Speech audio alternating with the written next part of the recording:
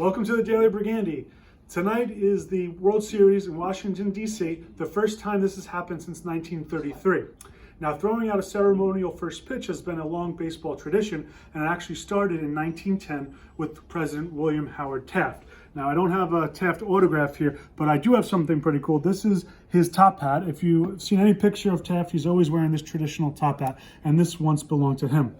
Now, throwing out first pitches, like I said, started with Taft, went all the way up through Franklin Roosevelt, to Eisenhower, to Nixon, to Reagan, to the Bushes, to Clintons, till today. So traditionally it was thrown, as you can see here, by FDR. The president would throw it from the stands, from his seat, and just throw it into the infield.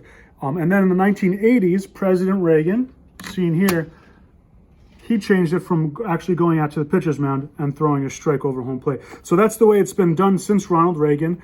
It's always been a tradition, and collecting presidents as well as collecting baseball, this is where it kind of merges here. So we have some signed baseballs too. These are all, we'll say, modern presidents. We have George W. Bush here, Bill Clinton, George H.W., we have Gerald Ford, and we have Richard Nixon. Now, presidential baseballs are very collectible, but they really get tough when they start dating back. So, for example, there's only a couple known with JFK or FDR, Eisenhower. So that's when you really see the big money in this stuff.